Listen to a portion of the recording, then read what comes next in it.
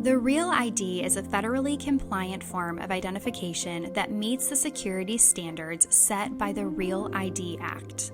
The Real ID Act dates back to July 2004 when the 9/11 Commission released its final reporting.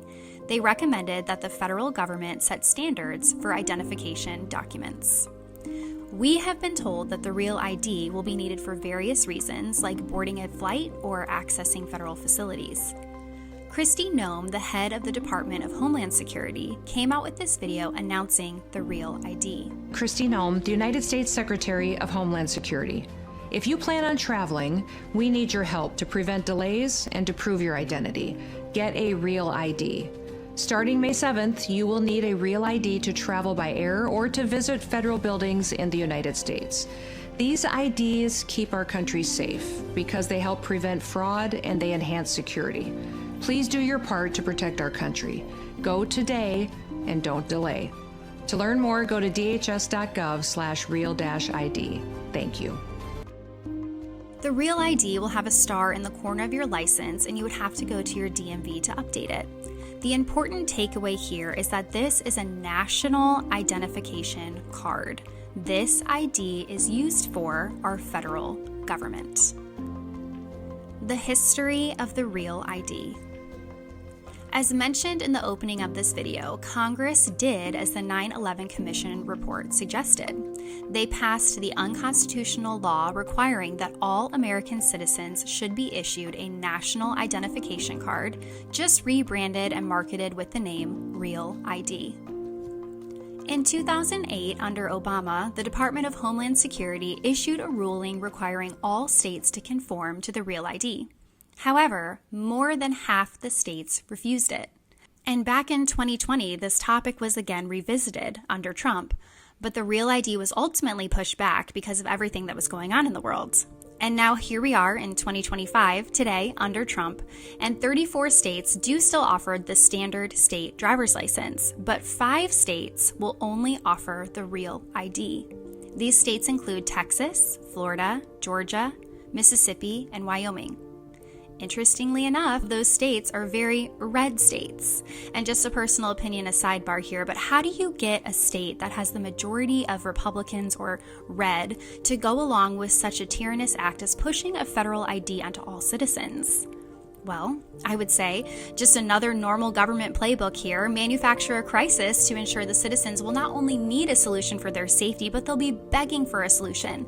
And that solution just so happens to be one that fits the government's needs best. And in this case, I would say the manufactured crisis coincides with all the illegal immigrant crime that has been propagandized to us for years, now has resulted in a federal ID that the government has been dreaming about since 2004.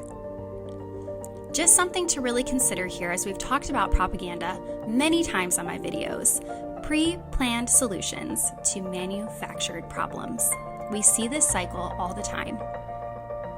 The history of the driver's license. Historically, driver's licenses have always been issued by the states, and we can do a deep dive on driver's licenses in another video, but a brief overview says, in 1903, Missouri and Massachusetts became the first states to issue and require people to have a driver's license in order to operate a car. But the last state to require a driver's license was South Dakota in 1954. Driver's licenses were always overseen and distributed by the states, which I think there could be an argument made there that violates personal freedom and civil liberties, but I won't get started on that. What you do need to know, despite what the news might tell you and Kristi Noem might say as they repeat the rhetoric that 80% of people have Real ID, people are resisting. There is a growing argument that the federal ID violates the 10th Amendment, which ensures that there's a balance of power between the federal and state governments. Many argue that by federalizing driver's licenses, the Real ID Act assumes power which has been reserved for the individual states. Why resist? Now, I know there are people out there, because I'm friends with them and I love you if you're listening, but it's often said, who cares if the government's tracking me, or who cares if they know what I'm doing or if I'm on a list? I'm not doing anything wrong. I'm not a terrorist. I don't care. Well, let's use an example that we were all around for in 2020. This same scenario happened. People thought, I'm not doing anything wrong by opting out of a government-issued body-altering experiment, right? It's not wrong or breaking the law to seek alternative medical options for certain conditions, right? Well, it may not have been breaking the law. However, there was a point when restaurants weren't an option for you without a certain ID card or passport that showed you opted into something. Events weren't an option. Some stores were no longer an option. Heck, some family Thanksgivings weren't even an option. Some jobs were no longer an option. Right now, it's just a few things with this federal ID. You can't get into a federal building or board a flight. But what's next? We all remember it was only 2 weeks to stop the spread.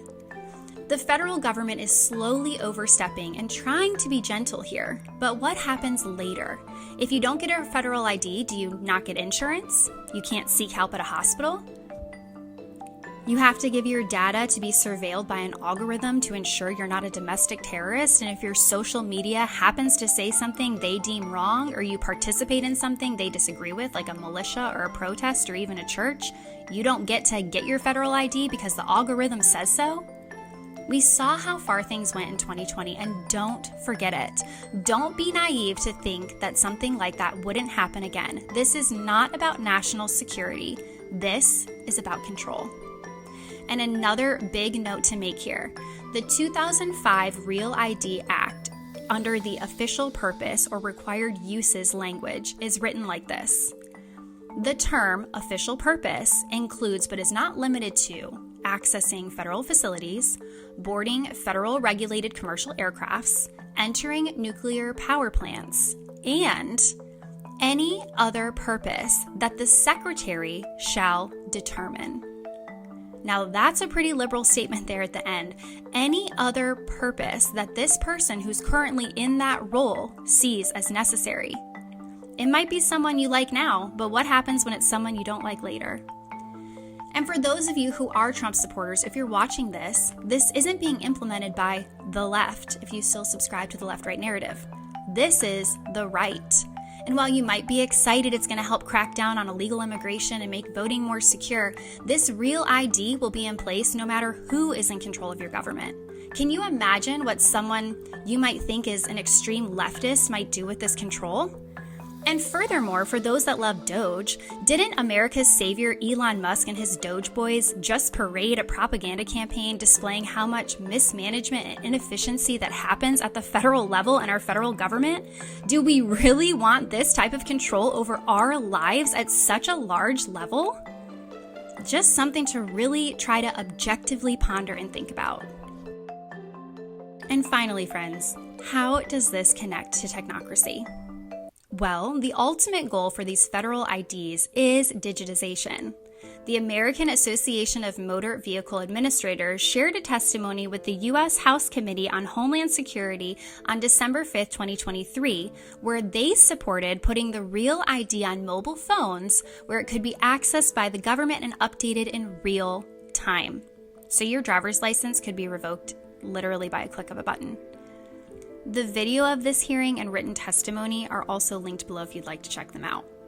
Is this feeling a little too conspiracy theory for you? Well, don't take my word for it. This report came out 3 years ago. Well, pushing the digital envelope once again, rolling out a new feature that will give people the ability to store official ID cards like your driver's license on your phone. NewsNation correspondent Janelle Fort live for us tonight in Atlanta. So, Janelle, this update right now only rolling out in certain states. Yeah, Nicole, the initial partnership is with 8 states, with Georgia slated to be one of the first states to roll out this new digital ID feature. And essentially, we're one step closer to entirely ditching our wallets and using our phones for everything from buying lunch to getting through airport security. Now, Apple made the announcement at its big software event back in June, and the tech company says users will be able to scan their state IDs and their driver's licenses to their digital wallet, much like what we can currently do with our credit cards.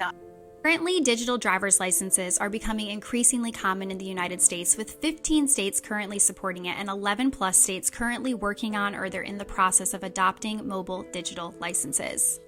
And let's not forget the digital identity and facial recognition technology that's being rolled out and placed at airports, which I do want to tell you, friends, you can say no, opt out of it, say I'm not doing it. The technocrats believe that in order to govern the North American technate efficiently, the governing powers need as much data as possible to ensure decisions being made will result in the greater good for all society. The government will make the best decisions for everyone because rest assured, this utopia is based on data and scientific evidence. Who can argue with that?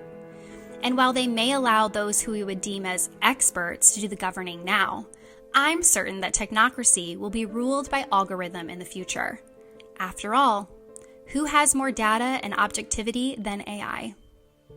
And what better way to collect data on all citizens than to have a federal registry, which right now only includes the information on your driver's license, but could certainly later, with the requirement to use it for more government-issued services, morph into a complete data hold on your entire life. The most important part, how to resist. Friends, the main point I want to get across to you in this video is you do not have to comply. And remember when they tried to roll this out before, they had to push it back because people did not comply. So what can you do? First, just don't get it. You can fly with a passport, and you can also go to TSA's website and they tell you other forms of identification you can have to fly. Get your passport renewed, go to that website and check out what you're allowed to have. Second, you can write your congressman or congresswoman, your governor, your local officials, call them, write them, tell them you don't want to do this, tweet it, whatever. You need to make sure you let them know that the state's government are important and that they have the power. There was actually a resolution in Oklahoma that said that Oklahomans can opt out of a real ID. I'll have that linked below as well. So there is still power in the individual states. I also received some of this content from the Citizens Council for Health and Freedom. They have a ton of information below and things written out exactly where you can go to figure out who you need to talk to, where you need to call, where you need to write a letter. You make sure you look at that link below or go to their website because they have some really great, easy resources to use. You can also post about this online. Tell your friends to resist. The more people we know who are opting out, the more confidence we can have to support each other. Remember, there are far more citizens in this country than there are members of the federal government. And also, I would like to hear from you. Please let me know if you're opting in, if you love this, or if you're opting out and why you're opting out, what your personal experience has been flying with your ID or without your ID. If you work at the DMV or the TSA, how is this all going? Please comment your experience or opinions below. I'd like to get a general idea of what people are thinking about this. Friends, together we can stand up for our own individual rights. We do not have to put up with the tyranny, and we can say, no thanks. I'm opting out, and let's make this a little more difficult for the technocrats to usher in this technocracy.